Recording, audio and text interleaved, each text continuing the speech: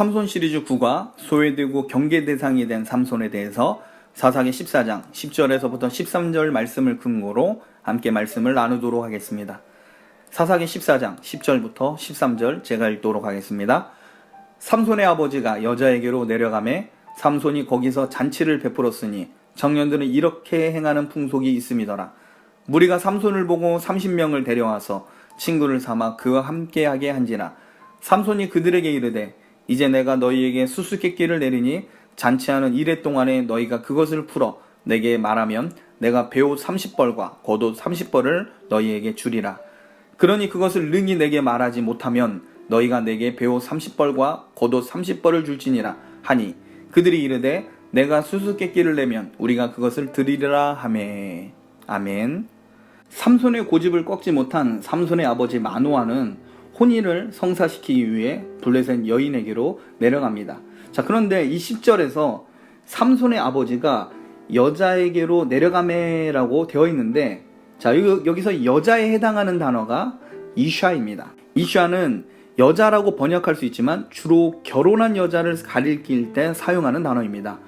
원래 히브리어로 이 처녀는 베틀라인데 사사기 기자는 의도적으로 블레셋 여인에 대해서 이샤라는 단어를 씁니다. 자, 어쩌면 삼손이 선택한 여자는 과부나 어쩌면 이혼한 여인일 가능성도 있습니다. 자, 그렇지 않다고 해도 바알과 다곤을 숭배하던 이 블레셋 사람들은 우상 숭배를 하는 중에 성적으로 문란할 수밖에 없었습니다. 이스라엘 사람들의 눈으로 볼 때 결혼을 하지 않은 여자라고 해도 이미 블레셋 여인이라는 이 말 속에는 순결한 처녀가 아닐 가능성이 큽니다. 고대 문헌에서 보면 바알을 믿는 마을에서는 한 날을 정해서 자기 마음대로 아무 남자나 여자나 성적 관계를 맺을 수 있는 날을 정했다고 합니다. 소위 자유의 날이라고 하는데 바알 신전에서 음란하게 행하였던 일을 이 날이 되면 신전을 벗어나서 마을 전체 아무 장소에서나 간음죄를 저질렀습니다. 한마디로 음행이 공식적으로 허락된 날입니다. 바알은 풍요의 신이고 농경 신입니다. 농경사회에서 노동력은 중요한 요소입니다. 정상적인 가정이 아니더라도 한 날을 정하고 외간 남녀가 행음하여 자식만 많이 낳으면 결과적으로 노동력이 될 사람을 생산하게 되는 겁니다. 한마디로 수당 방법을 가리지 않고 잘 먹고 잘 살 수 있으면 모든 것이 다 허용된다라는 겁니다. 이러한 모습은 오늘날 자본주의 사회와 많이 닮아 있습니다. 돈만 벌 수 있다면 사람의 양심과 윤리에 반하는 일도 서슴없이 행합니다. 이런 문화에 젖어드는 당시 블레셋과 가나안 땅 주민들에게 과연 순결한 처녀가 있을 수 있었을까요? 처녀가 있을 가능성은 거의 희박합니다. 과거 애굽에서 탈출하여 가나안 땅으로 이동하는 이스라엘을 무너뜨리기 위해 모압 왕 발락은 시딤에 있는 여인을 불러서 이스라엘 남자들과 행음하게 합니다. 이것도 바알을 숭배하는 자들의 풍습인 자유의 날과 관계가 있습니다. 삼손의 고집 때문에 이 마노아는 처녀로 볼 수 없는 블레셋 여인을 며느리로 삼기 위해 지금 딥나로 내려갑니다. 자, 그렇다면 결혼식을 해야 되는데 어떤 형식으로 결혼식이 진행돼야 할까요? 오늘 우리가 본문을 보면 결혼식 장소가 신부 측 집에서 진행되고 있음을 보게 됩니다. 그런데 우리가 알아야 할 것은 이렇게 혼례를 준비하는 것은 이스라엘 방식이 아닌 블레셋 방식입니다. 이스라엘 결혼 절차를 보면 결혼 정년기는 17세 전후였습니다. 그리고 결혼식 날이 되면 신랑은 친구들과 같이 신부 집에 가서 신부를 데리고 신랑 집으로 돌아옵니다. 자, 이때부터 혼인잔치가 일주일 정도 진행되고 신부를 데리러 갔던 친구들은 일주일 내내 참석하며 다른 친척과 동네 사람들은 하루 정도만 참석하였습니다. 간혹 신부 집에서 혼인잔치를 하는 일도 있었습니다. 그러나 그것은 어쩔 수 없을 때입니다. 그 예가 모세가 애굽에서 도망하고 미디안 광야에서 살 때 모세는 어쩔 수 없이 신부의 집에서 혼인을 치렀습니다. 또 야곱도 삼촌 라반의 집에서 신부의 집에서 혼인을 하였습니다. 이때는 신랑이 도망자의 신분이라 어쩔 수 없기 때문이옵니다. 자, 일반적으로 당시 이스라엘은 신랑 집에서 혼인식을 했습니다. 반면 오늘 본문을 보면 삼손의 집이 아니라 신부의 집에서 혼례식을 합니다. 14장 10절에 보면 삼손의 아버지가 여자에게로 내려가매 삼손이 거기서 잔치를 베풀었으니 청년들은 이렇게 행하는 풍속이 있음이더라. 자, 삼손은 신부의 집이 있는 딥나에 가서 잔치를 베풀었는데 이것은 그 당시 청년들이 행하였던 풍속이라고 합니다. 블레셋 청년들은 7일 동안 술잔치를 벌이는 풍습이 있었다고 합니다. 삼손의 부모의 입장에서 보면 굉장히 안타까운 일입니다. 결혼과 장례식을 기독교식으로 할 것이냐 아니면 일반적인 예식으로 할 것이냐 가지고 갈등을 벌이는 집안이 있습니다.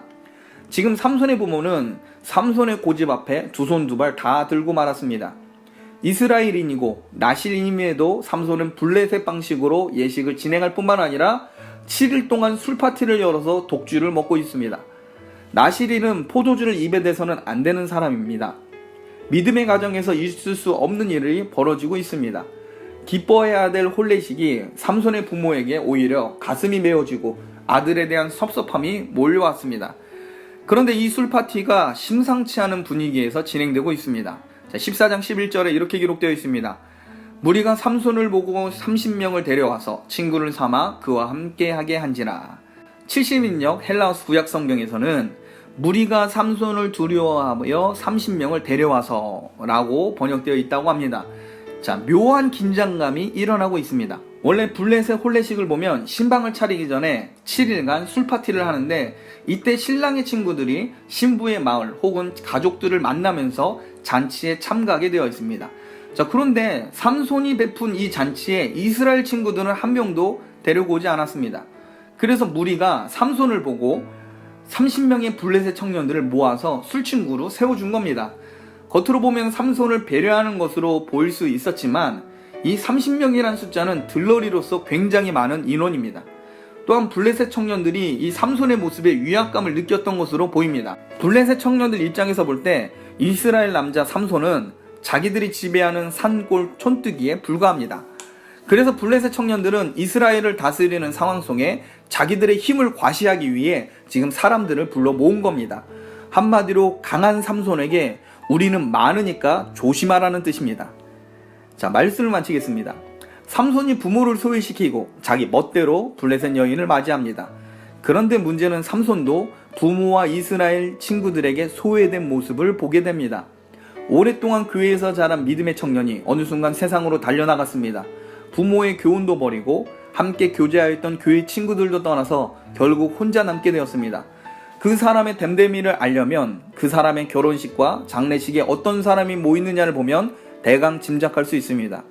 삼손의 혼례식은 부모와 친구들의 축복 속에 이루어진 것이 아닙니다. 이스라엘로부터 소외되고 고립된 삼손만이 그 자리를 지키고 있을 뿐입니다. 게다가 세상 술친구들은 은근히 삼손을 경계를 하며 진심으로 받아주지 않고 있습니다. 세상 향락은 눈에 보기에 좋고 화려해도 정작 그곳에 가면 교회 안에 신앙으로 자랐던 청년에게 가시방석일 뿐입니다. 또한 세상 친구들이 겉으로는 친절하게 대하는 것 같지만 어떻게든 자기들처럼 타락한 상태가 되게 하기 위해서 그 영혼을 잡아먹으려고 눈치를 살피고 있습니다. 그러므로 믿음의 부모들은 자녀의 신앙을 위해 기도하셔야 됩니다. 결혼식도 장례식도 교회와 성도들의 축복 속에 진행할 수 있도록 신앙을 심어주셔야 합니다. 여러분의 자녀들이 믿음의 가정을 만들어갈 수 있게 해달라고 기도하셔야 됩니다. 자녀들이 믿음을 잃지 않고 믿음의 친구들과 함께 거하며 하나님을 즐거워하는 인생이 되게 해달라고 여러분 기도하셔야 합니다.